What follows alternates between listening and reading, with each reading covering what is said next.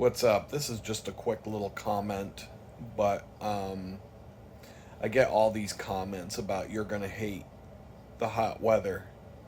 You're gonna hate living. I can't wait to see you fall apart when it gets hot outside. It's 89 degrees right now. It's like 8 in the morning, and in Jamestown, New York, where I just moved down from, it's 45 degrees.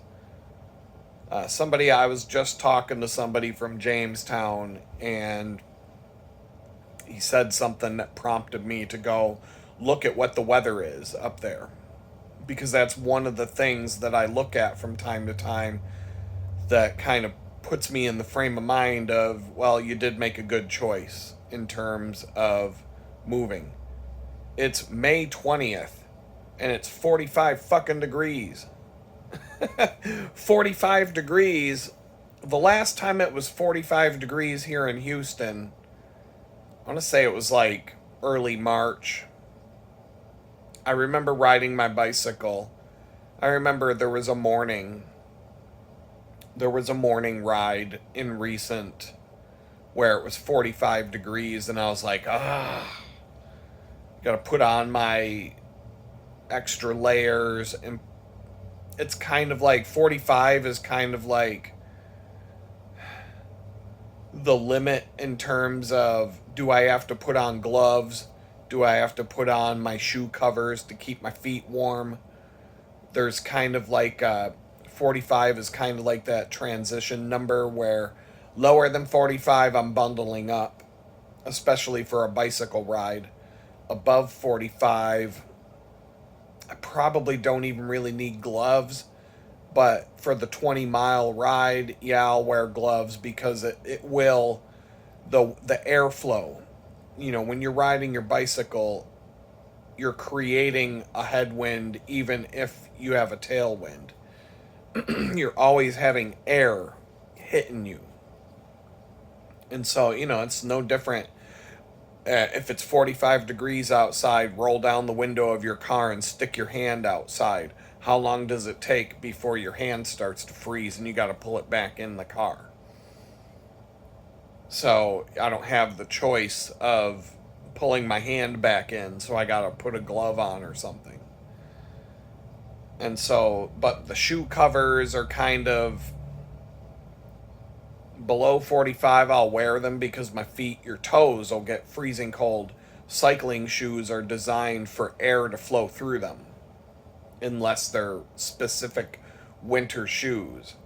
But they're designed for air to flow through them and to keep your feet cool and not all stanky in the middle of, a summer bike ride. But in the winter, that works against you because that airflow going through your shoe will freeze your toes. So they make shoe covers for that. And I have a pair, and I've used them to good effect this last winter, but 45 degrees. The last, I'm going to say like within the last 2 weeks during the morning ride, I wore a long sleeve zip up. I think maybe twice because it was around 60 degrees or so. And 60 is kind of the level where I'm like, it's warm enough, I don't need that stuff. But 60 degrees is still a little bit, it just depends on how you feel. 60 is kind of hit or miss. 60 is kind of like the temperature that once you get warmed up and you're once your body's warmed up and you're at operating temperature, like you're playing a sport, you're playing soccer. If it's 60 degrees outside, it might be a little bit chilly when you start playing, but 10 minutes into running around a soccer field, you're not going to want to have long sleeves on anymore. You're going to want to have, you're going to want to cool off. 70 degrees is, that's the temperature we set our homes at. That's where we're comfortable at, generally speaking, as human beings, without having to wear a sweater or something to keep warm. Typically, in the tiny house here, I keep it at 73. 70 just is a little bit too cold. Um, and humidity has a big part in that too. Um, but 45 degrees here when it's 89 here. I'm going to choose Houston. I'm going to choose 89 over 45 every single time. Every single time. There is never going to be a day where I'm like, boy, I would rather be somewhere where it's 45 degrees right now if it's 89 where I'm at right now. And this is first thing in the morning. This is the sun's just coming up. So today in Jamestown, it might get up to 60. If it starts out at 45, if it's a nice sunny day, it might get up to 60. Here, it's going to be 95 probably. If it's starting out at 89, it's going to be 95 at some point today. Fine. The only time that would suck is if you're in a building or a house without air conditioning and you're sitting in front of a fan and a fan is the only way that you have to keep cool. Yeah, that's hot. That's a bit like that's hard to work in front of a computer and sit at a desk when you're sweating so bad when it's so hot that you got to take 3 showers to get through the day. But if you're, that's where the heat would bother me. But people are like, "Oh, you're going to have to." I've had so many people sit there and tell me over and over again, "You're not going to be able to ride your bike when it gets hot out." It gets on my nerves when people argue with me as if they know me better than I know me. It kind of gets on my nerves. All of my long distance cycling takes place during the hottest parts of the year, back when I used to do it for fun.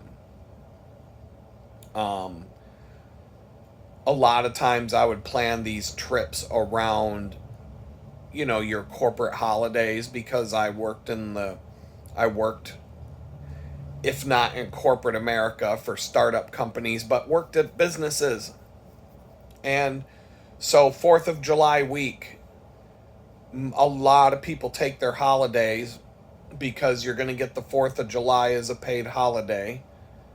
And so let's say the 4th of July is a Wednesday. You can take Monday, Tuesday, Thursday, and Friday off, and you only burn 4 of your vacation days instead of 5. You could even take the following Monday off. Or you could take the previous Friday off. And you can get 1, 2, 3, 4, 5, 6, 7, 8, 9. You can get a 10-day stretch. You can get 10 days off from work, and it only costs you 5 of your vacation days. Let's say if you have 3 weeks paid vacation, you can get a stretch of 10 days where you don't have to go to work at the cost of 5 of your vacation days that you had saved up. And so 4th of July, Labor Day, Memorial Day, those are the ones that people tend to burn them at. And for me, the last thing I want to do is go somewhere where all the Griswold families that are on their corporate vacation are going to be filling up the campgrounds with their RVs and their generators and all that bullshit. I'm going to go someplace else where I'm not going to see those people.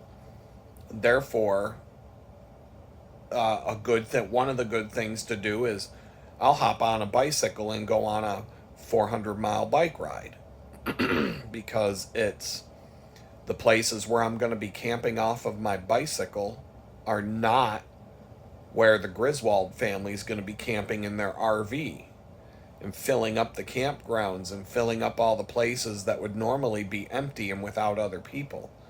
So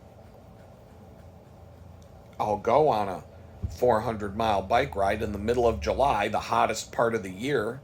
And just because I'm in the Northeast United States doesn't mean that it's going to be cold. It can be just as hot in Pittsburgh or Western New York, and especially Washington, D.C. Washington, D.C. gets hot in the summer. Watch this summer the national news at some point. They'll talk about a heat wave in Washington, D.C., and all the congressmen have to go home, because it's too hot for them to work this week, and they're just going to get another 20 days added on to their, 250, 260 days of vacation that they get every year. Those fucking douchebags only work like 70 days out of the year to begin with. But there'll be a heat wave in Washington, D.C. that makes the news. Temperatures of 98 degrees, whatever. Middle of summer is hot down there. Up there. I always say down there because I'm used to saying anything south of Pittsburgh is down there. Even though I'm at the bottom of the country now, I'm not that far from Mexico. So everything is up there, up there, up there, up there. But I'm always going to say down there because that's the way my mind thinks of things. Because I grew up in the Northeast. Everything was below me. But Washington, D.C. gets hot. I've gone on 400-mile bike rides where it's 97 degrees all day long. I don't give a fuck. Like, people keep arguing with me. I can't wait until there's like a day where... I can't wait until there's a record-breaking heat day in Houston where it's like 113 and I'm sitting out on the park bench covered in sweat doing a video talking about how I just went on a 30-mile bike ride today. That might shut some of you fuckers up. But until it happens, whatever. And no, if I don't have to go on a bike ride during the 110-degree heat wave, I probably won't. The only 2 times that I would do that would be if I have to get to and from the bakery or some other job. If I have to do it because I have to go somewhere. And the second reason that I would do it is because I planned a trip. I am going on a bike ride from here to here on these days. I'm going on a 400-mile bike ride. I leave on this day. I arrive where I'm going hopefully this day. And I'm getting on a train and coming home, or I'm turning around and riding my bike back on this day through this day. If I plan a bicycle trip like that, whatever the weather is, it's going to be. Whether it's rain, snow, heat, whatever it is, I'm going to be prepared for it the best I can, but I'm doing it. I don't care. I'm not going to cancel it because of the weather. I'm going to just do it. If there's a fucking hurricane, all right, fine. I hope the wind's at my back. 100-mile-an-hour hurricane to my back would actually be kind of cool, and see how fast I can go. 100-mile-an-hour hurricane that I got to ride home into might not be so fun. You got to watch out for falling trees and falling telephone poles and, wires and stuff like that. But look at the guy in Florida who brought out his American flag and was like, yeah, during the hurricane. That's how I'm going to be on my bike. Especially if I have to ride into the wind, I may as well. I'm not going to hang a Donald Trump flag on the back of my bike to make America great again, but I'll do something. I don't even want an American flag because I really don't like America that much. Maybe I like the Constitution and I like the Bill of Rights and all the things that we're supposed to have. And if we ever have that again, then I'll enjoy having an American flag. But I don't, that those things aren't real. They don't exist. The Constitution is a piece of paper in a fucking glass case in a museum in Washington, D.C. It's not real. It doesn't exist anymore. Your Bill of Rights, it's nice. It's nice. It's on paper. Those are nice things. If we had them, you don't have them. You don't have any rights. We could go one by one through the Bill of Rights, and I could prove to you beyond a shadow of a doubt let alone a reasonable doubt, that you don't have any of those rights. I could do a 20-minute video about each one of the Bill of Rights and show you examples of you don't have any of them. They don't exist anymore. But that's for another day. All I'm saying is, before I go on some twisted long tangent for an hour-long video, is I checked the weather in Jamestown because a client was talking about how it was. He told me today is going to be the only nice day this week. And I'm like, what constitutes a nice day in Jamestown right now? The nicest day of the week. 45 degrees. Oh my God. And I'm looking at Houston and I'm like, it's 89 right now.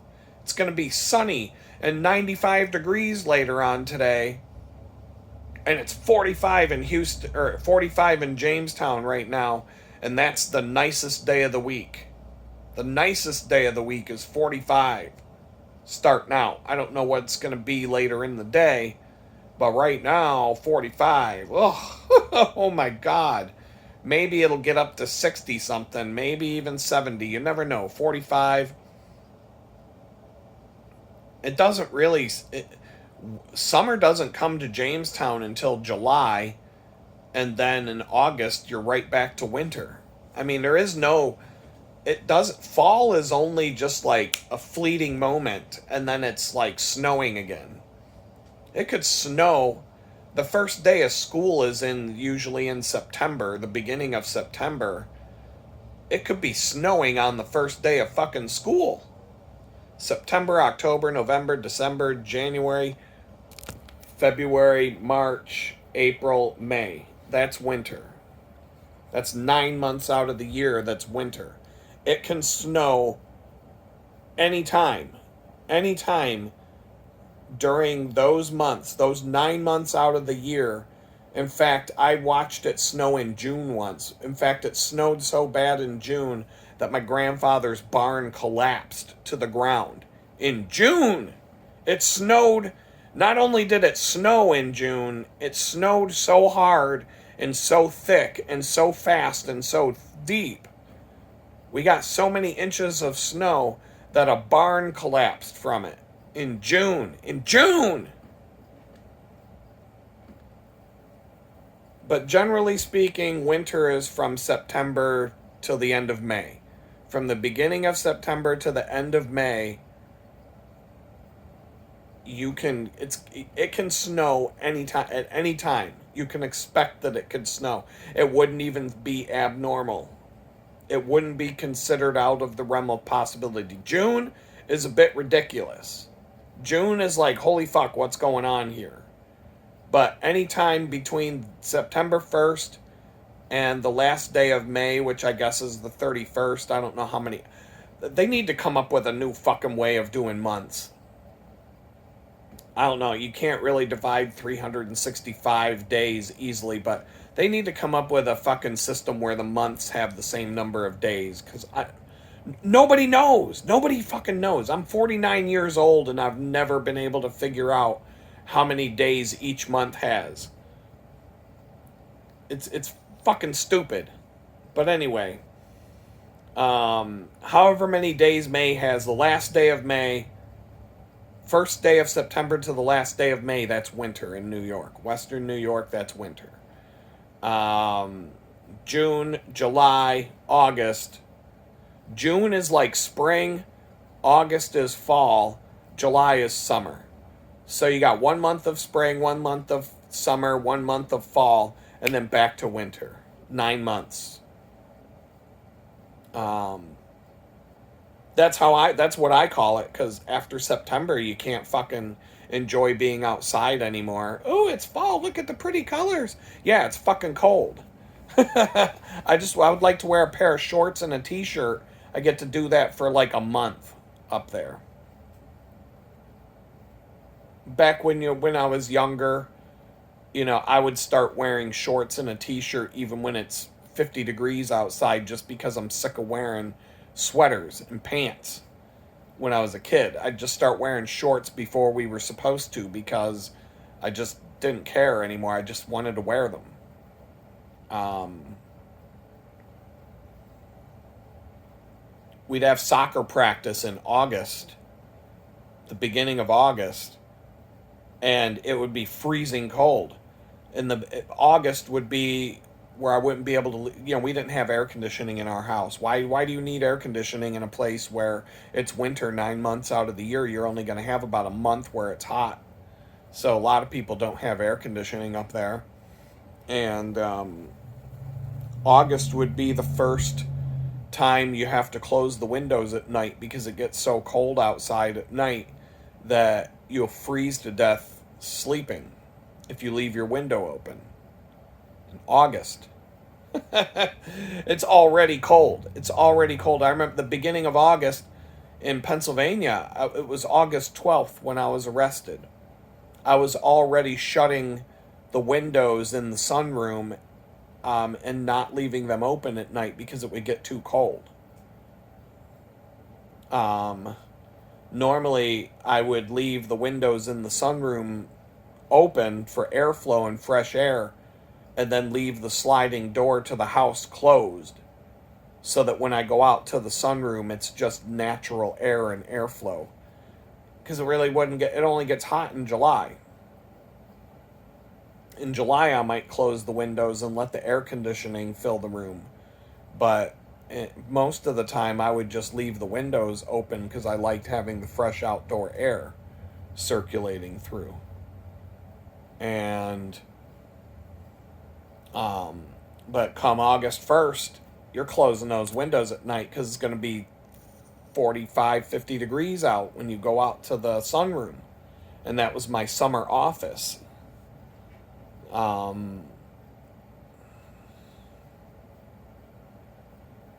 It was freezing cold when I was arrested because I came out without a shirt on and just a pair of pants, and when they threw me down to the ground and when they were stomping on my face and tying me up, it was cold. I remember how cold it was. The ground, it was freezing outside. It was August 12th. So when I came to Houston, it was the beginning of September 12th, 11th, somewhere around that. I don't remember the exact day I got here. I'd have to look it up.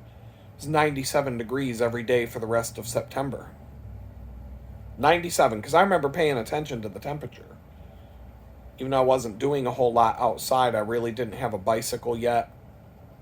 I didn't do anything with the bicycle until I got a job. I got a job at the bakery, and then I was like, okay, whatever money I have, I can spend on putting together my bicycling kit and getting that ready, because now I have a job that'll pay for that, and I can get that transportation thing sorted out.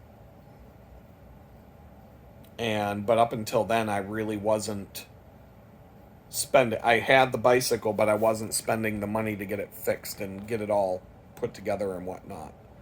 I probably would have in a couple of more weeks. It didn't take me long to get that bakery job. I'd only been here a couple of weeks when I found it.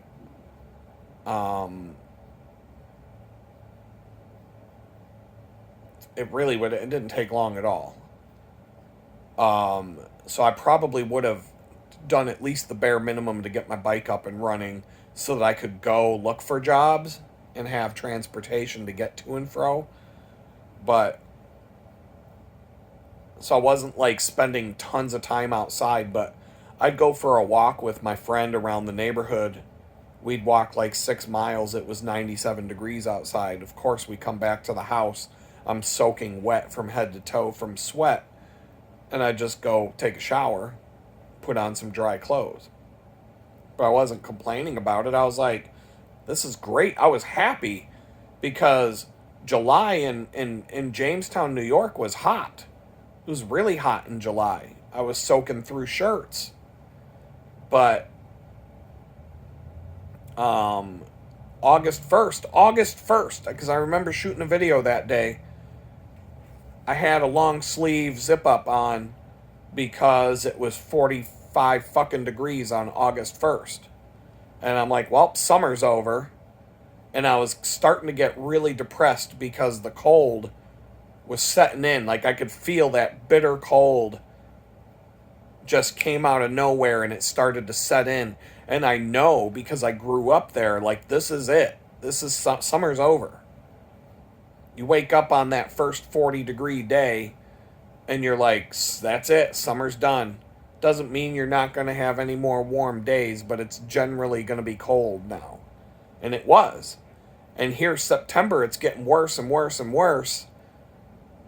And I finally got a chance to hop in a vehicle and drive all the way down south to where it's hot again. And I got to beat the onset of winter. And now winter didn't come until the end of November. Somewhere around, somewhere in December it started to get cold. And then at the end of January, like December, January, and part of February. December and January sucked for biking. February sucked, but not as bad. March was kind of shitty, but it was okay. It got a little bit better. It got a little bit better towards the end of March. April's fine. April was fine. A few chilly mornings, but I don't remember putting on gloves or shoe covers for the whole month of April. Maybe gloves. Maybe. I don't know, though. I don't think so. I don't remember. I know I've worn a zip-up hoodie or a zip-up long sleeve more than once in April. I wore it in May once or twice this month. But gloves, shoe covers, I don't know if I've worn them since April. Or I don't know if I wore them in April. Shoe covers, I don't think so, but I'm not sure. I don't keep track. I don't keep a daily tally of all that. But it's 89 degrees today. It's probably going to be in the mid-90s. I didn't look. I don't care right now. I'm not doing much today. Laundry, maybe. And freelance.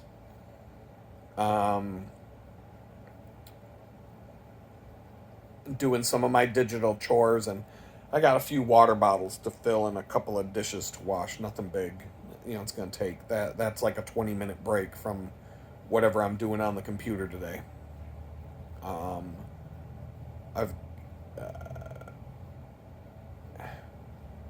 I would be so sick of winter if I was stuck in Jamestown right now, I would be way more depressed, way more miserable than I am right now. I already know. The weather, the struggles that I've been going through, having to live through a Western New York winter, on top of all the struggle that I'm going through right now, that might have been the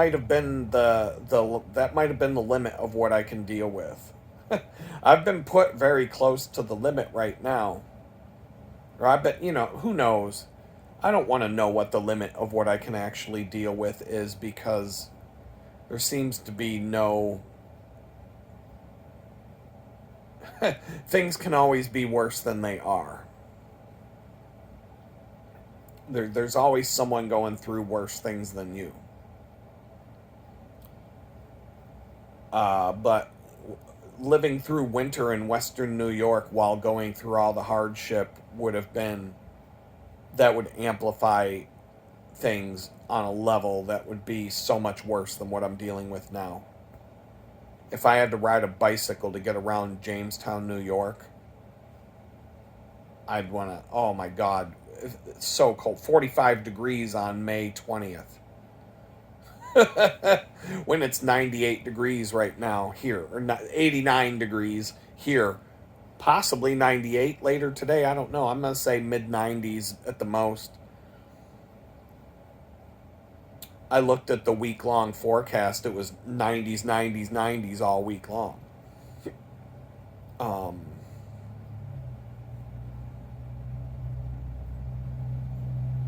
I don't know. You people who, and all I'm going to say is you trolls in the comments, keep saying how much I'm going to hate it here when it gets hot. All I would say is go somewhere where it's winter 9 months out of the year. How many years can you tolerate that before you come back to where it's hot? Peace out. What's going on, everybody? It's your boy Adam with the sloppy hairdo. Don't care. I'm on YouTube. You've seen me look my worst. And who cares at this point? I'm taking a break. The tide is starting to turn. I don't even know where to begin. I took a few little notes. Oh my goodness. This is a good week, man. This is a good week. It is May 20th. It's Tuesday. Let's break it down. April 3rd, 2024. I came home from prison for the first time. Toxic situation. I've talked about it. I've beaten the dead horse to the point where it's just a skeleton with a tail and a mane. The horse hair remains, the bones remain, the hooves, the meat is off, the meat's gone. The maggots have come, they've eaten their fill. I'm not going to beat that dead horse again. April 3rd, 2025, my landlord for this tiny little shithole. I'm sorry, I always get these things confused. My slumlord for this tiny little shithole that I'm living in right now came after me, shaking me down for more money. He wanted an extra couple $100 a month for me to live in this dump, and he still hadn't even fixed the hot water yet. I went 3 months without hot water in this place. February, March, April. He fixed it on the last day of April.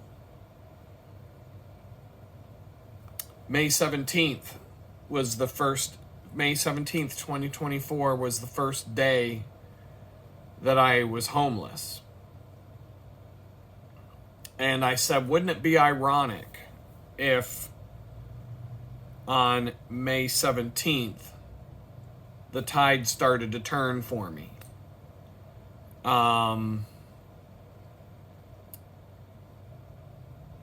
This year, a year later.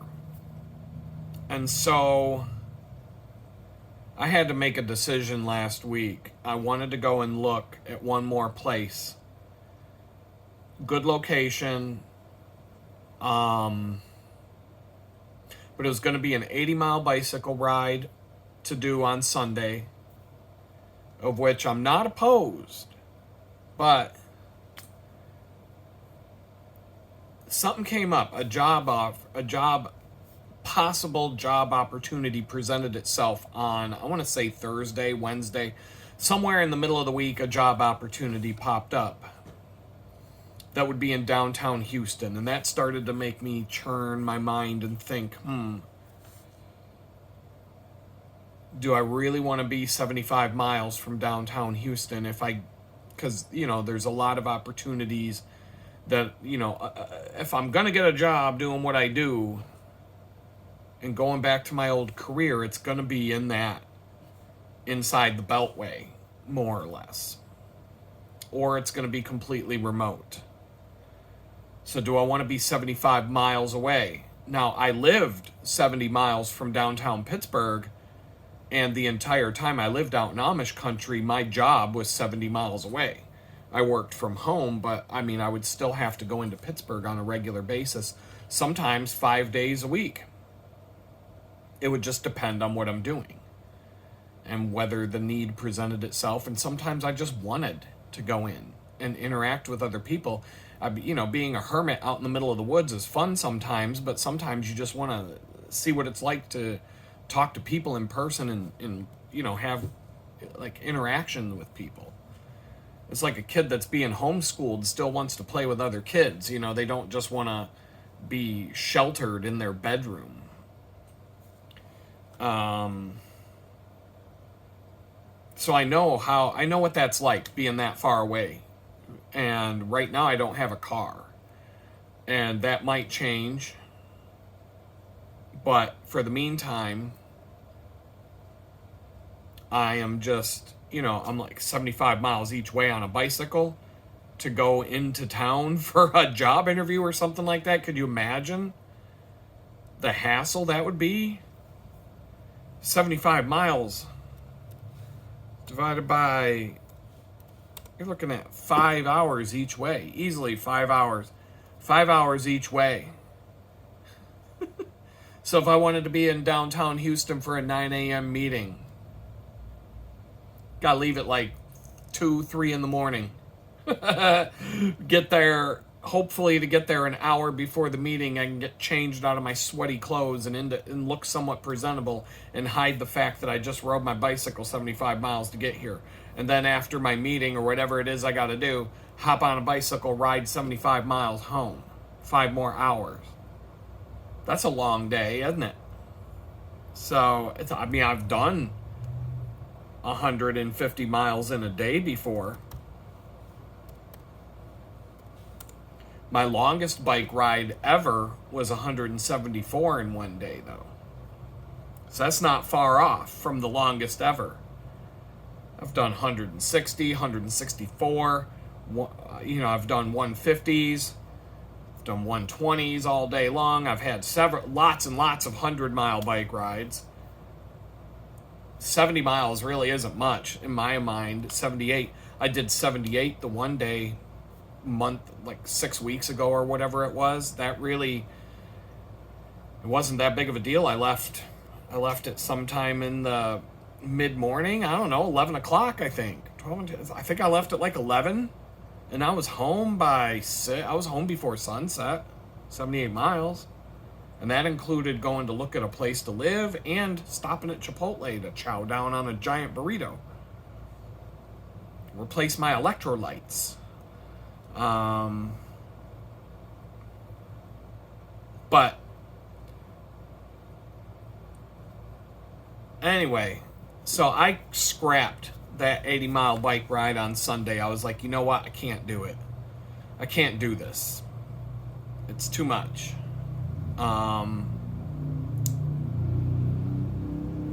I cannot wait to not have to listen to this nonstop shit outside every day. That's for sure. So yeah, Sunday I just was like, you know what? I'm going over to look at this place and put my down payment on it. And that's what I did. I was worried about money. And I have invoices to bill. I have different things that I got to bill for. I've also been too burned out to put much billable time in last week. And digital chicken bucket. People dropped money in out of nowhere. Randomly, out of nowhere. And it hit right at the right time. And now I'm like, oh my God, thank you. Like, it just rained from above. Exactly when I needed a boost. To be able to do... To not have to stress out over this move. It's going to be a pretty smooth transaction. Honestly, I've got one thing to stress about, and that's booking a U-Haul for the day I want to move. And possibly getting someone to come and help for, an hour, maybe 2 hours. I'm looking at pictures of the place right now. It's nice. I'd say width-wise, I'm looking at the standard width of doors being about 30 to 36 inches. So I've got these photographs and I can measure things out just by looking at the photos and generally, okay, how big is things? So the best way for me to describe this, I'm not going to post pictures of it yet. It's got an opening room that is bigger than the room you're looking at me in right now. I'm going to say the ceilings in the room are probably as high as the high point of the gabled ceiling here. But it's a flat ceiling. What I think this is like a single wide trailer that was completely gutted and rebuilt. Or it was just built from scratch. I don't know. I can't tell. But it's a wide open concept in a way. It's a shotgun style house. It's got So the kitchen, when you walk in the front door, you're walking right into a kitchen room, a room. It's got a full-size stove, flat top electric stove with an oven. There will be a fridge in there, full-size fridge. I don't know how big it is, but it's a full-size fridge, not a apartment-size fridge. It's a regular fridge. There's another cabinet and stand. There's a set of cupboards, drawers. There's a tall cupboard mounted to the wall. Recessed lighting. A mini split heating and air conditioning system that is in the central location of the place. I could feel the cold air coming out. That thing's way better than the thing I got here. Heat and air conditioning in one unit. The bathroom, it has a real bathroom. It has a middle room. So you go in, the kitchen, wide open room. I want to say it's between 10 to 12 feet wide. So it's narrow, but it's long. I'm going to say 25 feet by 12 feet. I want to say that the main room that you walk into when you walk into this place is as long as this tiny house cabin, if not longer. But I could probably measure it by the known width of like what an oven range, because I have two pictures of the room that show the oven in the range, and I can extrapolate, okay, how many ovens wide. I'm going to say 1, 2, 3, 4. Like 7 or 8 ovens wide. How wide is a standard oven?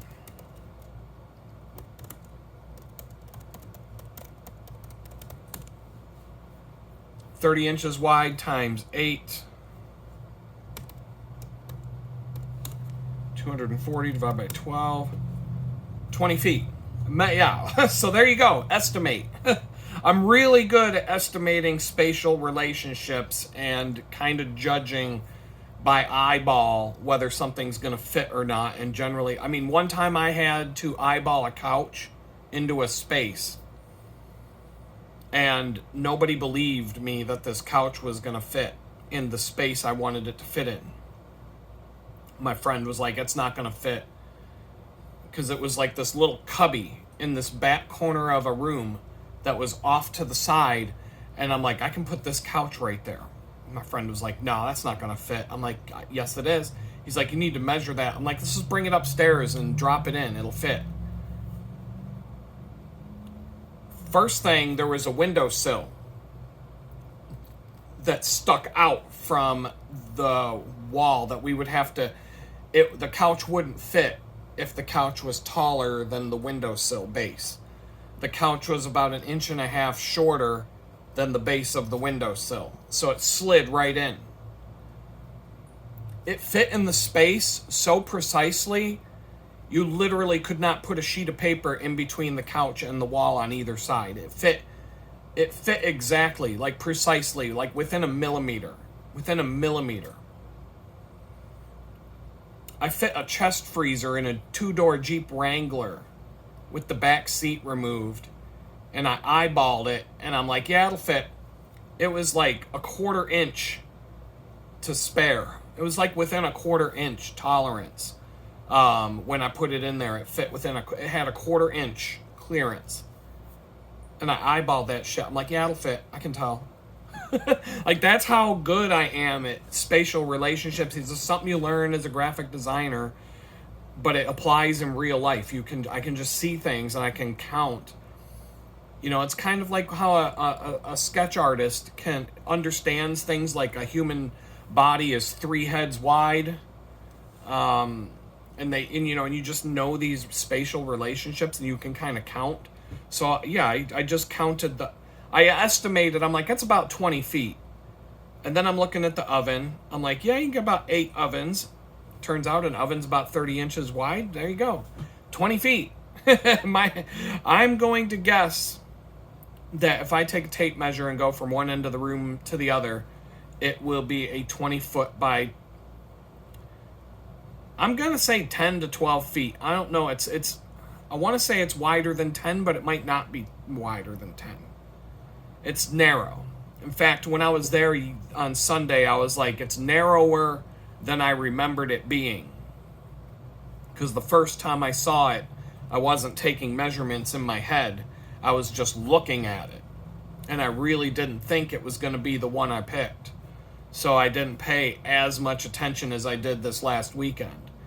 Because now I'm like, okay, how's all my stuff going to fit in here? There's zero closet space. Not a single cubby or nothing to put anything in that you could call a closet in any way, shape, or form. So everything that I own has to be stored in some way that's not shoddy and crappy. So I'll figure that out as I go. And there's another room based on, so there's the first room, 20 by 10, has a kitchen area. The rest of it's wide open space and do what I want. Then there's a second room, call it a bedroom, call it the office. Do I want to live in the first side completely and just turn that into like a space and then the next room is an office? Or do I want to have an office / bed? I don't know. There's 2 rooms. The second room is not as long. I'm going to call it 12 to 15 feet. It's longer than it is wide. I'm looking at the pictures of it. The second room is longer than it is wide, but it's not as long as the first room. I'm going to call it 15 feet, 15 by 10. 10 by 15, 10 by 20, and then the bathroom is probably the shortest room of all. You're looking at about 60...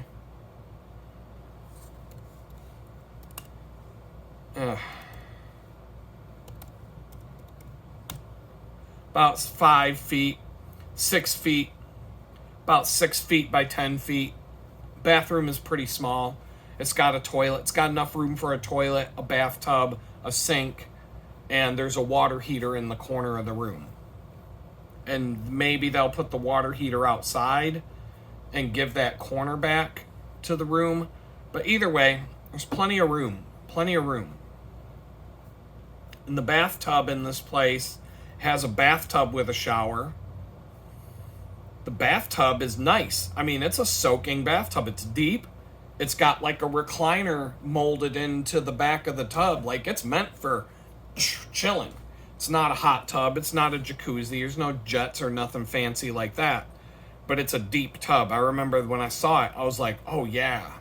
Like, I can soak in this motherfucker. I'm coming, all this bicycling I'm doing, I've got knots in my muscles. I've got some serious pain points going on right now. Oh my goodness, looking at this bathtub, knowing I could just go bloop and soak for a while. Hell yeah. Can't beat that. It's kind of ghetto in terms of gonna have to get one of those shower curtain rods that, the compression rods, or I'm gonna have to fancy something else to, it's a very decent looking place. It's got nice floors, pergo flooring. It's got windows.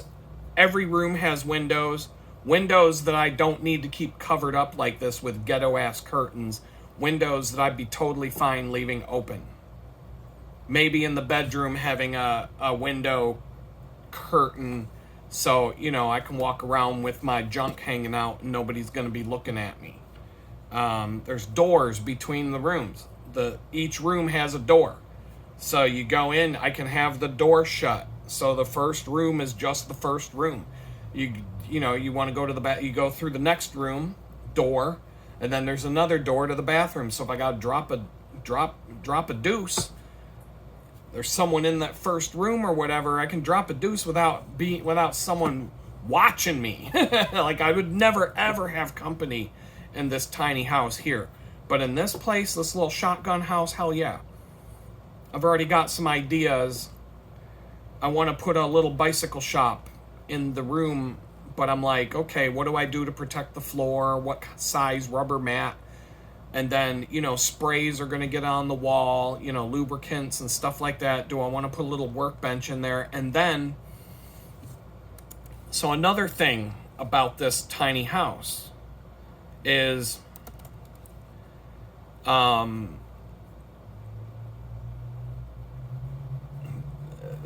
down the street, there was an auto garage, but not only that, there is a self-storage place right there. I'm gonna measure it out while I'm sitting here talking, just because I can. 0.5 miles, one half of a mile from this new little house down the street, there's an auto garage, and right next to the auto garage is a self-storage place. I don't know if they're owned by the same people. It looks like it could be owned by the same people. It has that, when I look at the satellite photo, here's the auto garage, there's a house right next to that. On the other side of the house is the self-storage place. So a half mile. Maybe instead of having a bike shop in the apartment, what if I rented a 10-foot by 10-foot self-storage unit and turned it into a secret little bike shop with a workbench, tools, my bicycles, but also buy and sell bicycles. Have that idea that we've been talking about of maybe making a side hustle out of buying and selling bicycles again, doing bicycle repairs or whatever. I think it would be buying and selling bicycles, but also that could be the kind of a setup that would be really cool for figuring out how to build bicycles to give to the homeless and do like a mission, like God's work. Find a way to get bicycles in the hands of homeless people who, preferably homeless people who want to not be homeless anymore, and, give somebody a lifeline, a bicycle that can, look at me, I'm riding a bicycle 40 miles every time I go to work. It's my lifeline. What would I do without that bicycle? There's no public transportation. An Uber would cost like $80 to take an Uber to and from a job where I'm making $100 in a day. Like, what's the point of that? And there's no, like I said, no public transportation here. A bicycle is a lifeline. A bicycle can save your life here. So I don't know.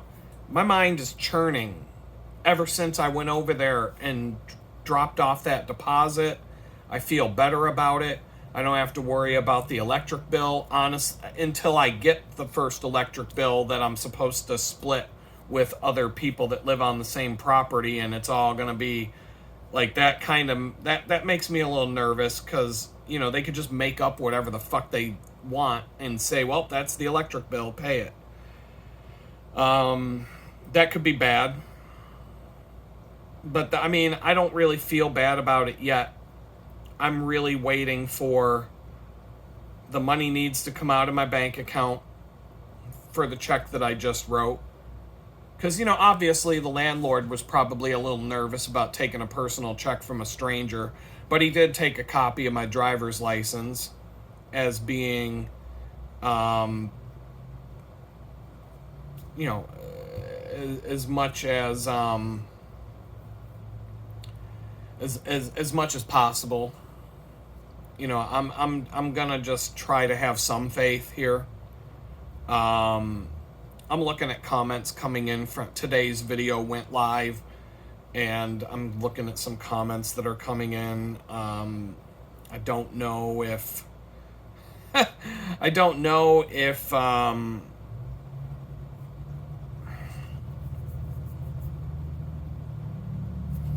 don't know. Anyway, I don't know if it's a troll comment or a constructive comment, because I don't know what they're referring to in terms of what I said in the video. But no, I'm in a much more relaxed place. Plus, last week I was burned out. The tiny house was getting cluttered, dirty dishes, clothes piling up, just the chores. And so I just said, you know what, I'm done. I'm going to stop. I'm going to just take time to fix this and make it right. And I did that. and I kept up with it, and nothing has slipped behind. I've got a load of laundry to do. Probably tomorrow. I'm not feeling it today, but tomorrow, all I got to do is go over and drop it off, in the washing machine, and then come back and make another trip to the garage and back. So it's not a big deal. Folding it, it's one load. It's not going to take long to fold and put away one load of clothes. Dishes are done. Water bottles are filled. I've cooked meals for the last several days. Every time I cook, I'm getting the dishes done right after. I'm back to the routine. Things just fell off. Probably because of all the cycling to go look at places to live and just different. I've been burned out. And so getting caught up on all that stuff made a big difference. Like right now, I just finished up all my digital chores, and here it's only mid-afternoon on Tuesday. I'm way ahead of where I was last week on Friday, and here it's Tuesday. So I've got plenty of time to get things done and start moving forward on all kinds of stuff, because all the crap that I hate doing that has to be done every week, other than laundry, I'm done. And everything is nice and organized, and it's not perfectly clean and spotless, but my peace of mind is here. Like, I'm looking around right now, there's nothing in my field of vision that's causing me stress to look at. It's all organized, it's all clean. There are things that need to be done, but it's like I can take a 15-minute break, go do this thing. Take a 20-minute break, go do that other thing, and I can just back to normal. Like, I'm back to a normal state, and that feels good. It feels really good. I thought that this recruiter from last week, I thought I got ghosted. I just talked about that earlier in this video, or the last video, or however I string these videos together. I thought I got ghosted. And so Friday I didn't hear from the recruiter. I thought I was supposed to. Monday I didn't hear anything, so I texted it around noon. Yesterday was Monday. I texted around noon. Just a quick, very one sentence. Just wanted to follow up. Let me know, just professional. And then, so it was around noon today, a little bit before noon, I was like, yeah, I got ghosted on that shit. So I'm like, I called, didn't get I got sent to voicemail. So I'm like, I hung up the phone, I didn't leave a voicemail, I just went to my email. And I'm like, I don't even want to type this up. I go to Grok AI, and I said, hey, Grok, give me a follow-up email for this recruiter. Bing, copy and paste. I got a follow-up. I mean, I edited a couple things out of it that I didn't like, but I used AI to write a follow-up email, sent it to the recruiter, and I just figured that's it. I'm not putting any more effort into this. Time to move on. I just get a message back a minute ago. Well, not a minute ago now, but right before I decided to shoot this video. Says, thanks for the follow-up. Your position and the candidacy is very much alive. The client is focused on something else right now, because they're trying to interview to fill a completely different position. But they're very interested in your resume and they want to meet you. On paper, you're like the perfect candidate for the job. But I've been told that many times since I got out of prison. So, it just says, I'll keep you posted and you'll know as soon as I know. Thanks for following up, blah, blah, blah. I'm like, oh, well, how about that? And it was sent from an iPhone, so maybe she's hanging out at the beach today and, just answer, who knows? But that's a pretty long email to send from a cell phone.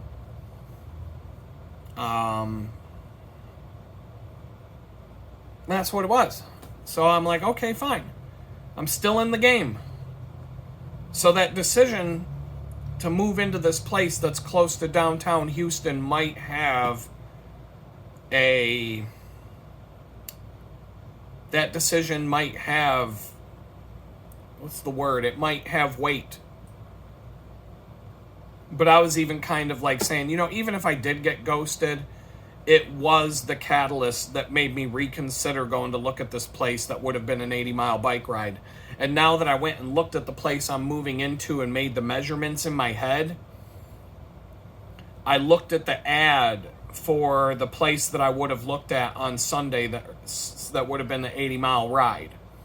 And it's a single wide trailer, but it had like 2 bedrooms, 2 bathrooms. It had a nice looking kitchen. And it was dated, but it was nice.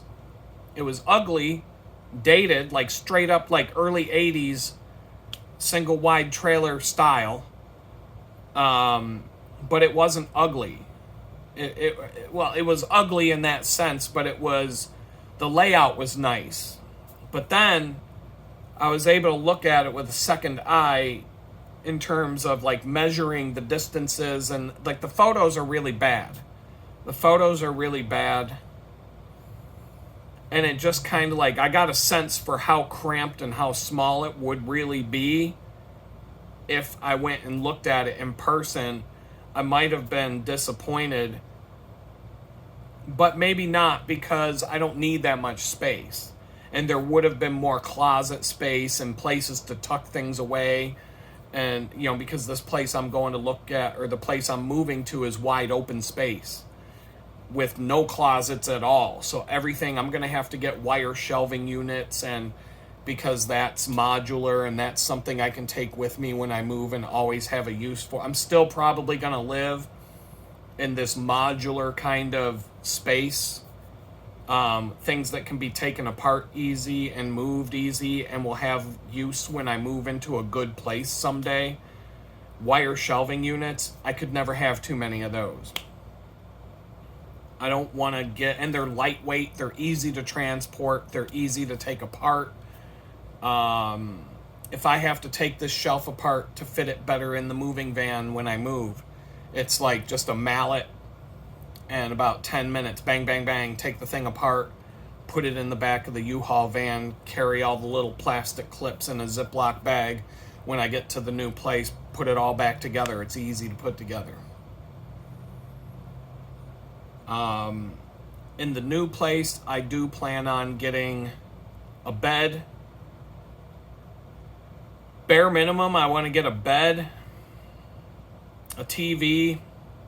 All right, what's going on? Video ran out of space again on my phone. It's happening about every 2 days right now.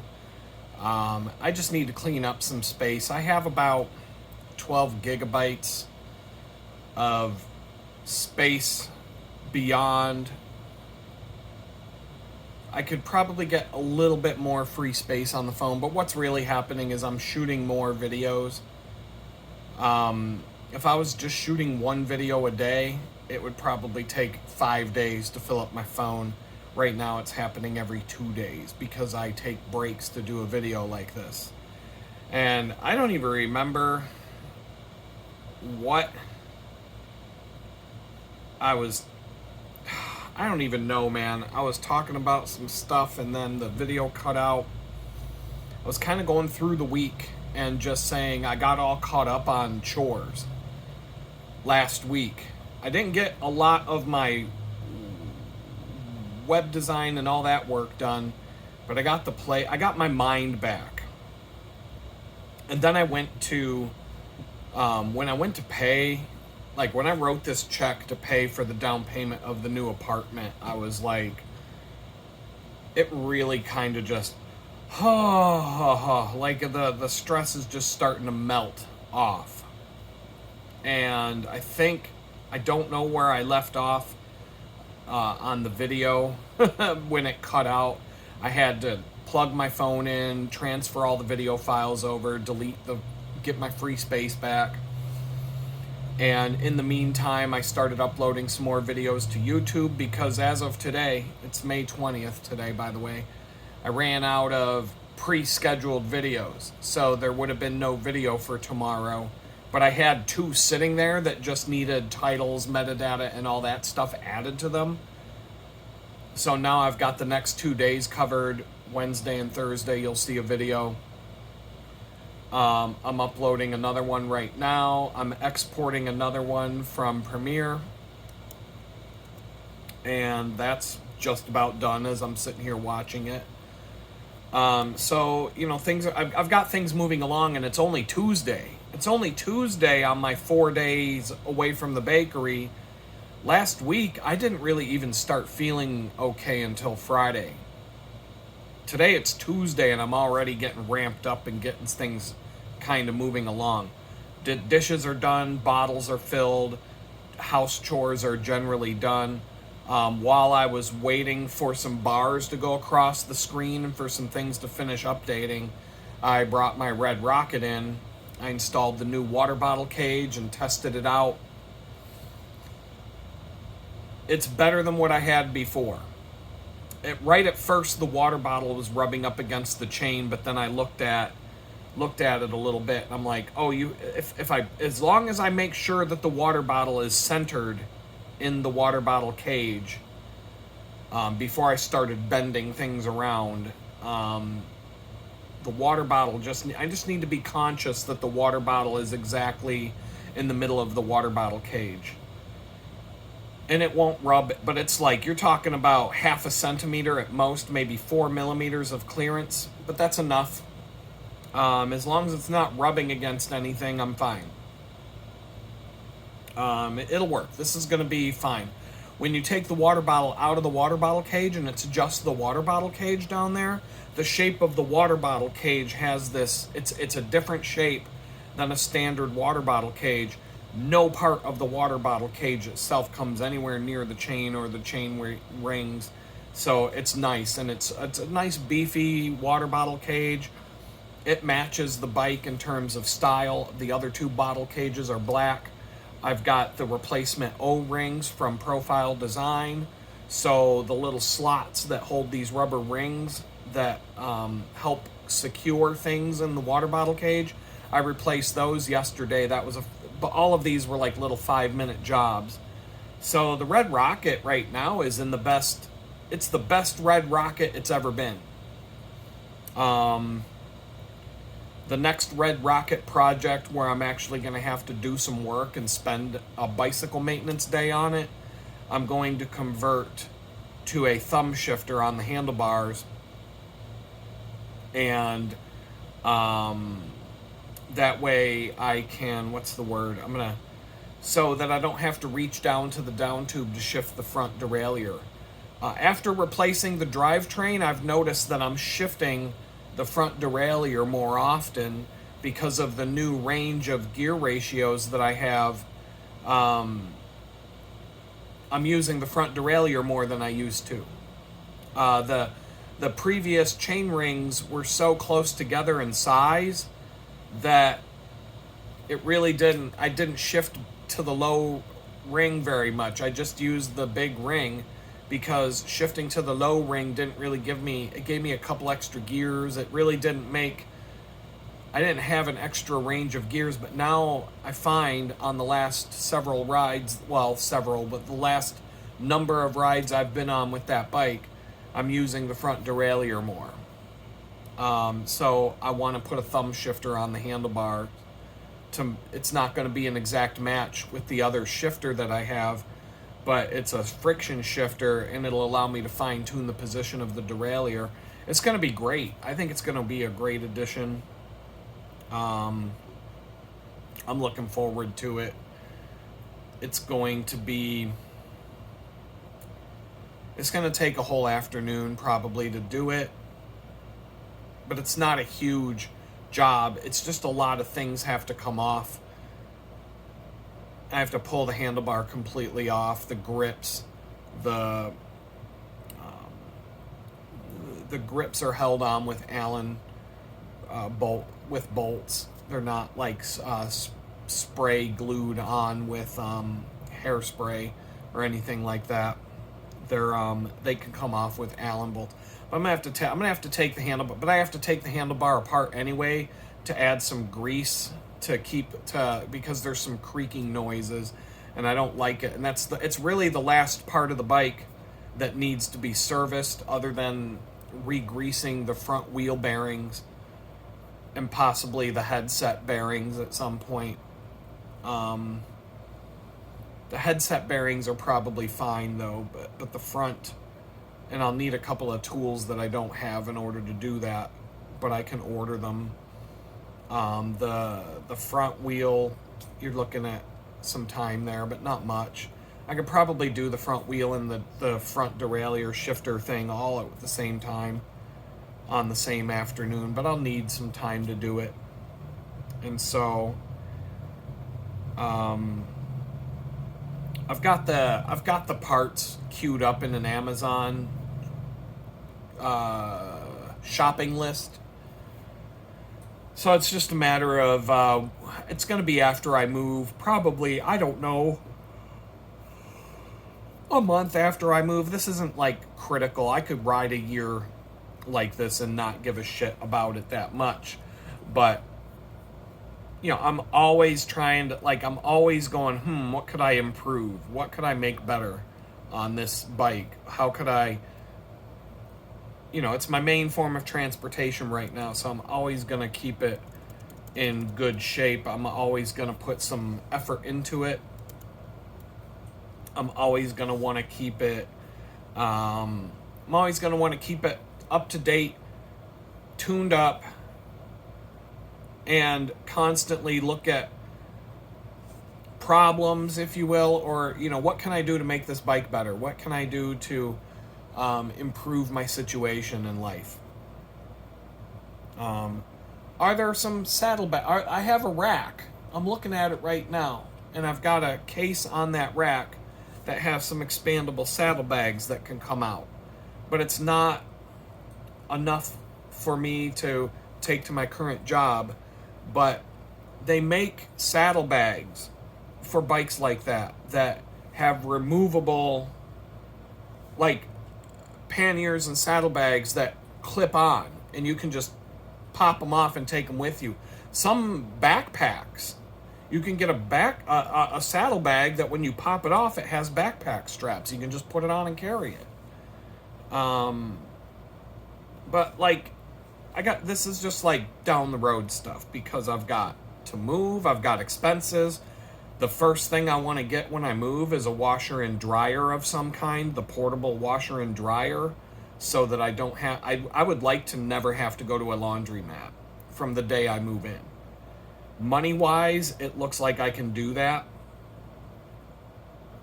I'm probably going to order it within a day or two after moving in. The first, because Amazon can deliver it pretty fast. Hoping that I can get that delivered within a day or two of me moving in, and maybe some other house warming stuff. But being able to do laundry right away, that's one of the drawbacks of this place. But there's room to put these, a portable washer and a portable dryer. They don't even have to be in the same room. They both don't have to be in the bathroom. It'll work for the amount of laundry I have to do. I'm looking at a week's worth of laundry right now. It fits in a compact bag. I have a bag that a sleeping bag is supposed to go in. It's a down sleeping bag, and it's the expanded. You have a compression sack, and then you have a bag that you're supposed to store it in, because a down sleeping bag, you're not supposed to store compressed, or you'll compress all the feathers to the point where the bag will be useless. If the feathers get all compressed, that's a big pain in the ass to get that sleeping bag back to where it'll keep you warm. And you can carry it compressed in a backpacking trip, because at the end of the day and at night, you're going to take it out of that compression sack and use it daily. but you don't want to leave it stored in a compression sack for months at a time. You'll ruin the sleeping bag doing that. And it wasn't an expensive one, but it doesn't matter. I still want to take care of my stuff. But right now I'm using the storage bag for it as my laundry bag because it works. I've been using that as my laundry bag since I became homeless. It just works. It's about the right amount of bag for the amount of clothes, and it usually takes a week to fill that up. If I go longer than a week without doing laundry, I have another bag that I can throw laundry in. But that's the first priority after I move. I think what I was talking about before the video cut out, something to the effect of I wrote the check, and now I'm like checking my bank account, waiting for that money to come out of the account. And then I need to get a hold of the landlord, and just, I'm waiting for an email from him, but I'm not even going to pressure him to give it to me until I know that check is cleared, because it was probably, it's kind of, when somebody doesn't know you and you write them a check, that can be a little bit, like the landlord here, the slumlord guy, he won't take a check under any circumstances. Like he would, if I wrote him a check, he would just turn around and tell me, no, I want money orders. He won't take a check at all. Not even when I'm living here, for crying out loud. Like, I can write him a check. Like, he wanted the rent a day early a while back. Or he said you can put the rent in the lockbox. And there's a lockbox inside the house. And I'm like, it was the last day of the month, and I was like, I can put the check in the lock. I can write a check and put it in the lockbox. But if you want a money order, I have to wait till tomorrow because the grocery store was, the money order counter was closed. He goes, I won't take a check. Go get your money order tomorrow. I'm like, so then the next time I had the money order like 4 days early, and I didn't put it in his fucking lockbox till the first of the month because that's the due date. And I'm like, I'm not even giving you the fucking check early, you asshole. He would have got his check a week early. I had it sitting right here. And I'm like, you know what? I'm just going to keep it till the day I have to put it in his box. Just why? Because fuck you, that's why. Take 3 months to fix the hot water, well then you'll get your rent check on the day it's due, not a day earlier.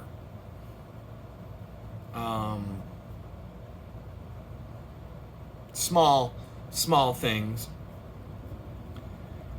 But it's been a crazy week. The recruiter that I thought, I'm just going to rehash. I may have already said this in the video today.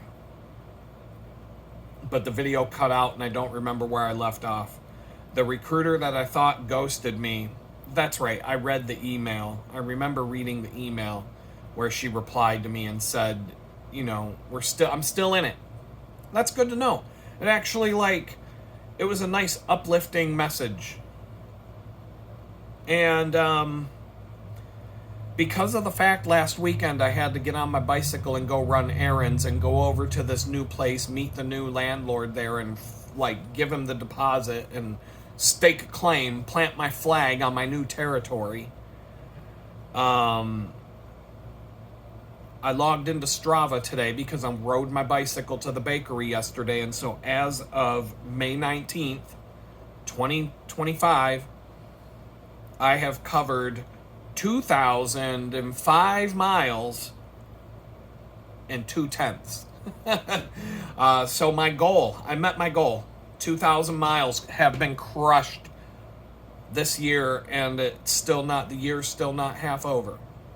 2,000 miles was my goal on January 1st, my New Year's resolution, and I have just made the goal already. And it's May 19th. It was May 19th when I hit that mark. It was on the way home yesterday, 5 miles away. The heat was a little bit intense yesterday, but not bad. What it was is there was a headwind, and this one road, it's about 4 miles from my house, maybe between 4 and 5 miles from home. There's a road, and it's a straight up wind tunnel. There could be no wind anywhere along the ride, but when I get to this one road, if the wind is coming from any southerly direction at all, this road funnels the wind, and it's like a funnel. It's like a wind tunnel. You ride down this road and you either have the wind to your back or the wind to your front. There's never a crosswind. It's either behind you or in front of you. It just, for some reason, the direction of this road, the buildings on either side, the trees, whatever it is, wind is just funneled up and down this road. So it's either a fast ride or a slow ride along the last 4 or 5 miles of my ride. And yesterday it was a headwind, and so it was slow. And I was just like, I'm tired. I'm not even trying. But when I got home, I walked into the tiny house and I was loopy. Not from the heat, as some people think I'm going to hate living here when it gets hot. It's hot. It's hot right now. I don't hate it. I'm fine with it. The only thing is when you ride and it's really hot outside, and you start sweating more than usual, especially when the humidity's high and your sweat never shuts off, you'll lose electrolytes really fast. If the humidity was lower, you'd see salt stains all over your shirt. As your sweat evaporates, the salts that get left behind are visible in your shirt, and your shirt will be covered in salt stains. But when it's humid out and your shirt never really dries, you don't see the salts that are leaving your body. And when I got home yesterday, I was already feeling pretty tired 5 miles from the house, but I was just, I wasn't really putting much effort into it anyway. But when I got home, I was like, yo, electrolytes. It's got what your body craves. My electrolytes were low because I was hitting it. Like, I was like, whoa. So I got to get some electrolyte tablets. And at some point, just keep them easy access somewhere, so that, like, maybe when I leave the bakery, pop a couple of electrolyte tablets right off the bat. And then maybe at some point on the way home when I stop to take a drink of water, as long as I have them, as long as they're easily accessible and I don't have to take off a backpack and dig around for them, popping a couple of electrolyte tablets before like on a really hot day, that'll make a huge difference in the amount of energy, how fast I go, and how I feel when I get home.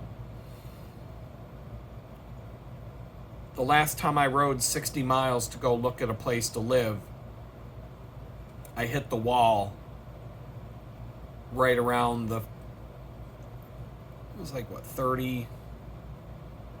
around the 50 miles. It seems to be about 50 miles on a long ride like that where I start to flake out and need something to replenish not just water, but the electrolytes. Like, water won't do it. Water will make you feel a little bit okay, but when I stopped for Gatorade, I got 2 things of Gatorade, and I chugged one of them, and the other one I drank and filled up a water bottle with, and drank what was left over after filling the water bottle. And I'm telling you, it was like instantaneous.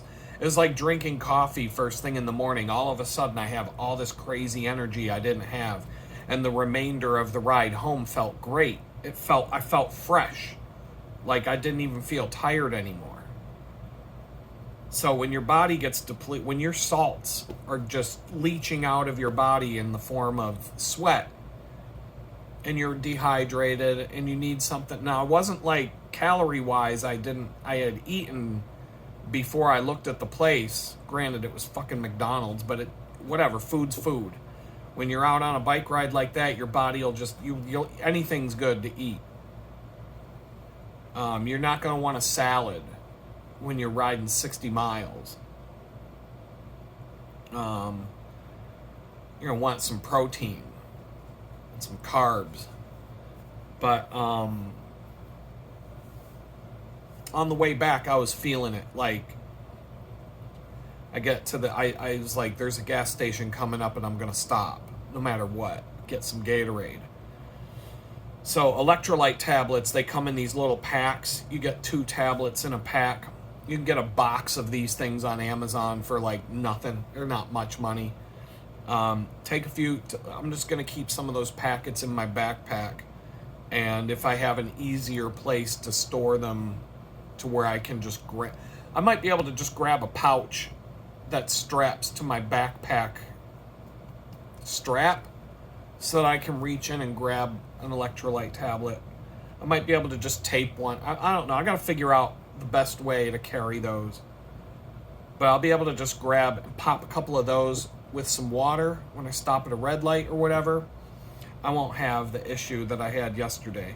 And on a really hot day where it's like it's crazy hot and the sun is beating down and you're just like sweating like crazy and you're not going to stop sweating, electrolyte tablets it'll save your day. You can go all day long if you keep and it happens fast.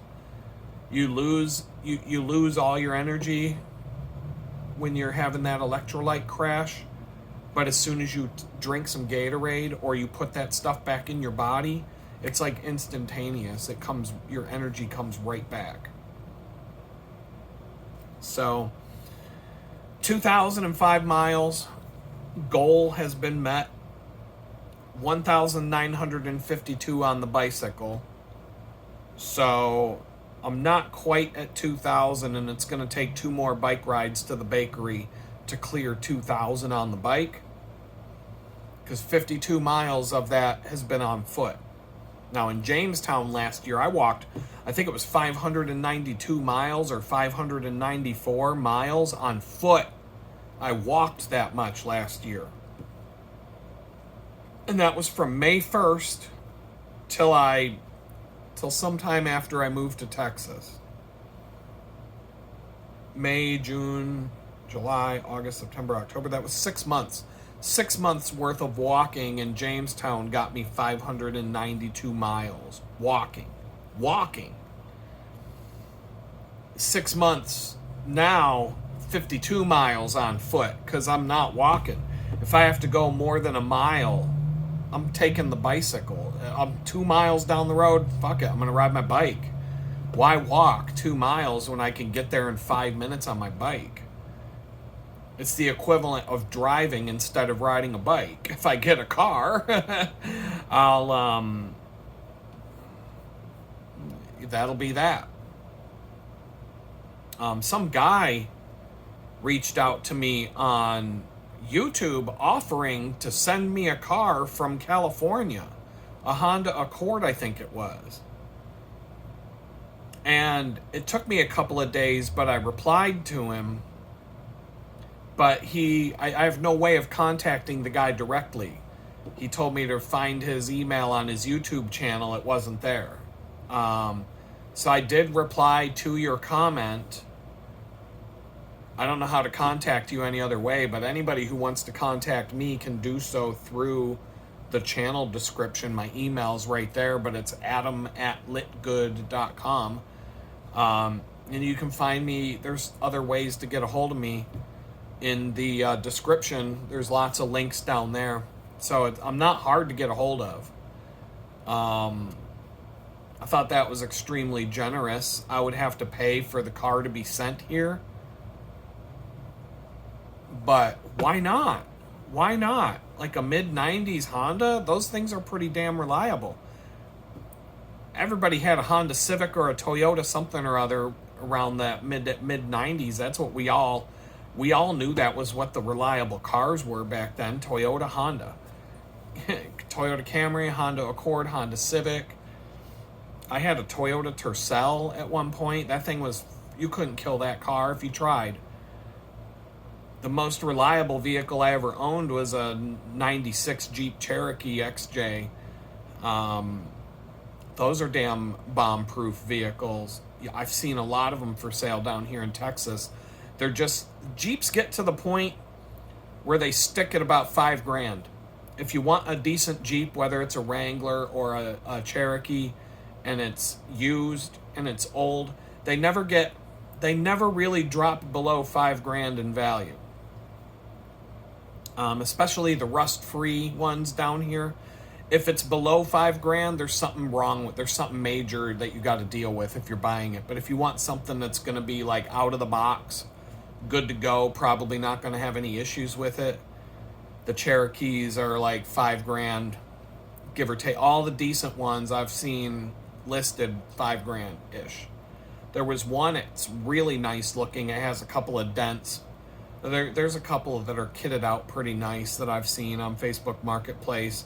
But, you know, saving up $5,000 would be a little bit of a stretch for me right now. But a utility vehicle like that with a little bit of cargo space would certainly be advantageous over a car. But a car will get better gas mileage. But yeah, I mean, if somebody wants to hand me a car, who the hell would I be to say no to that?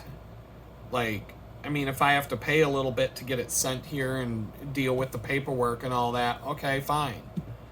But getting back to the bicycle, I met my goal. January, I rode 141 miles. February was 484. March was 589. April was 530. And May has been 262 so far. And I'm probably going to get, generally speaking, for the rest of the month, I will probably get another 80. 120 at the most, but the last day of the month when I'd normally be working at the bakery, I'm going to be moving, probably. So I do have 1, 2, so that's 80 more miles. So 340, 350 for the week or so. After the month is over, and I tally up the 5-month average and multiply it by the 7 months that remain, I will see what I'm at in terms of a pace, but I'm on pace, generally speaking, to ride my bike more than 5,000 miles this year. Travel on foot, bicycle, human-powered travel over 5,000 miles this year, and I really don't see any other way of travel other than on foot or on bicycle. I don't think I'm going to take a kayak or a canoe out to paddle with the alligators anytime soon. I don't see myself going skiing. I don't see myself doing much of anything else. I'm not going to get rollerblades. I'm not going to be going skating anywhere. Biking is dangerous enough around here. I'm not going to put on freaking rollerblades and take that chance, because I have no desire to go rollerblading anytime soon, so it's going to be bicycling and on foot. I could see myself going on hikes and going out in nature and, maybe doing some stuff like that at some point. Especially if I get a car. I might just start doing things, going on bike rides for fun instead of going on bike rides because I have to. But even with a car, I won't stop cycling, even to the bakery and back. If I'm still working at the bakery, I will drive there at times. But I will still ride my bike. I'm not going to stop doing that. But it'll be fun to ride my bike instead of necessary. I'll have a bag packed and ready to go. But if the weather's bad, I'm going to drive. I can sign up to work closing shifts, late shifts. I can get there when they open in the morning instead of like an extra hour and a half later. There's different things I could do if I have a car, and I'll have more energy. Um, but I would be short if I didn't have to go over and sign up and pay the rent for the next month in my new place and do all of that. I would have been about 10 miles short of the 2,000 mile goal. So even though I didn't ride 80 miles last weekend, I still got my miles in because I put in about 10 miles on Sunday, and that pushed me over I'm at 2,005 miles. So that 10 miles I rode on Sunday pushed me over the edge, so that yesterday I closed the deal and I got my 2,000 miles in. Goal has been met 5 months into the year. Less than 5 months. I'm certainly tired today, but I'm not feeling as exhausted as I was the last few weeks, but I'm feeling achy. My whole body just aches. I'm dehydrated. I drank a whole bottle of orange juice today. I ate already. I'm still hungry. Like I'm off. I'm a little bit off balance today, but I'm not. I've got energy. My weekly chores, digital chores, are pretty much all done. There's some the dishes are done. I've got a couple of things drying, but everything's caught up. So after I get done with this video, I'm gonna get a couple more uploads going. Just generally, get some of that busy work out of the way. And it looks like I've still got a video uploading I'm in the middle of, and I'll just keep letting that go, but I'll export some more. But yeah, I've got a bunch of videos to post. It's like I've got a bunch of chores and stuff to do, but nothing that nothing that I really care about getting done. Like it's not nothing. Like I can sit here and focus on some stuff, like my project work that needs to be done, and I've still got 3 days after today to get it done, and I will wake up tomorrow feeling better. The only thing I need to do that's gonna cut into my energy is doing the grocery shopping, carrying the backpack to the grocery store and back. I'm looking forward to the move. The grocery store, it's a Walmart grocery store, but I guess they've got this Walmart local market or something. It's like a grocery store. It's only a grocery store as far as I'm aware. It's not a Walmart. It's a Walmart grocery store. But it seems legit. It seems big enough to go, it seems like they're going to have anything I need grocery-wise. Seems like it's going to be better than going to Target. I'm not a fan of Walmart at all. But at this point, it's close to the new place. And so I'm a fan of that. Once I get a car, I can start getting picky about where I go do my grocery shopping and all that kind of stuff. But I don't know. I'm looking at the numbers. I added everything up today. There was a couple of generous donations to the digital chicken bucket at donate.litgood.com. And, even though I'm not homeless anymore, people still want to help out and lend a helping hand. And man, I appreciate that so much. When these things happen, it blows my mind. Because I just went and shelled out all this money to move into my new place. And then all this money showed up out of nowhere. And I had been a little bit slow this month trying to get some work done so I could send out a hefty invoice.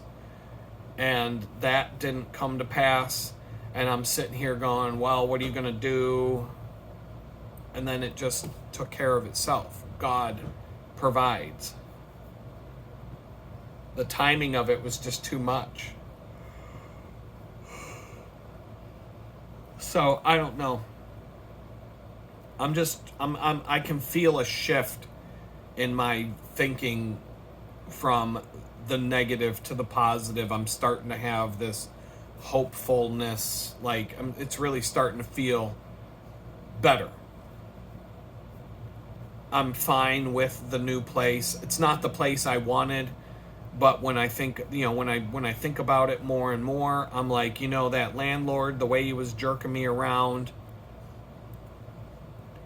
it just seemed like he might be a problem. He might be problematic after all. He might be a pain in the ass to deal with for the sole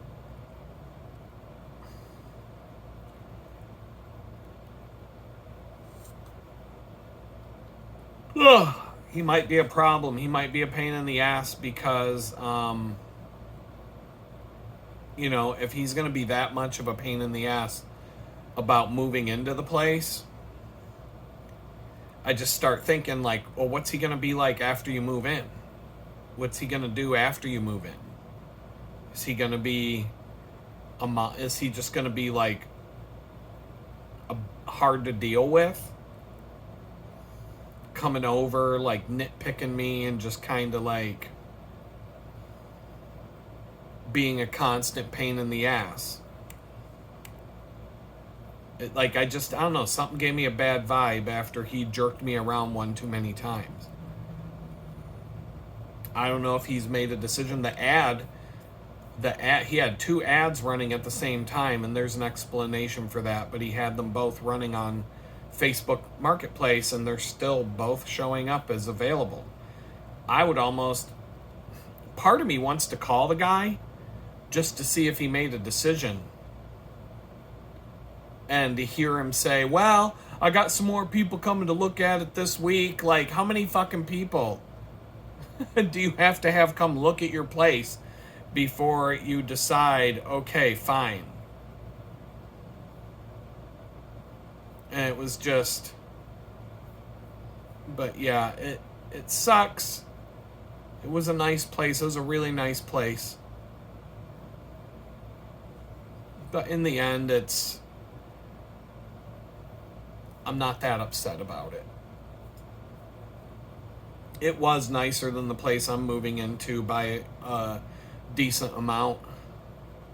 But it was a decent amount more expensive too.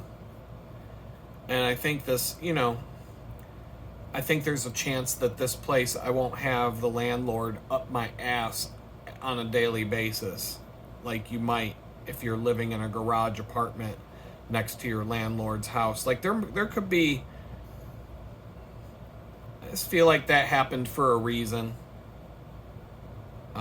This place isn't too bad. There's another small little house next to it. I'm looking at a picture of it right now. It's got a little porch, which is kind of cool. It's a little bit more homely than the one I'm moving into. The one I'm moving into, I think, is newer. But he told me that until the tenant moves out of the other one, he can't just let me in and show me around. And that's fine. That I felt like, okay, at least he respects his tenant.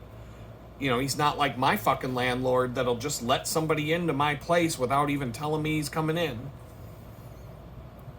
So, but there's a chance that after I move into this little place, the other little place might be open. And if for some reason I like it better, there's some trees, it's got some shade, it's got a little porch. I don't know what's going on the inside. But if it's better, it might be worth checking into. I mean, if I wanted to move from one to the other, it would be as easy as picking up my stuff and walking over to the other place and dropping it off. But then I'd have to tell the probation officer I moved and have him come over and be up my ass just because I switched from one building to the other. Like, do I really want to go through all of that? Especially when you get settled in, especially if I go and get real internet hooked up, like AT&T's fiber optic or Comcast, cable modem or something like that. Whatever I end up doing for the internet there. Once I get settled in, I'm probably not just going to want to like undo it and go move again. I've moved 5 times. This will be the 5th time in a year I've had to pack everything up and go somewhere. So at what point am I just good to go? I don't want to do this anymore. You know what I'm saying? It's just, I'm good. I don't want to do it anymore. So, I don't know. I'm just gonna see what happens here.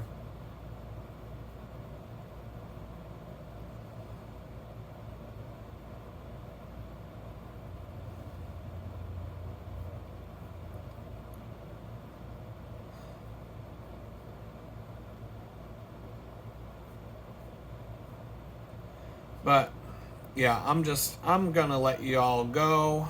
It's gonna be peace out for now. And when I have some more stuff to talk about, I'll reach out.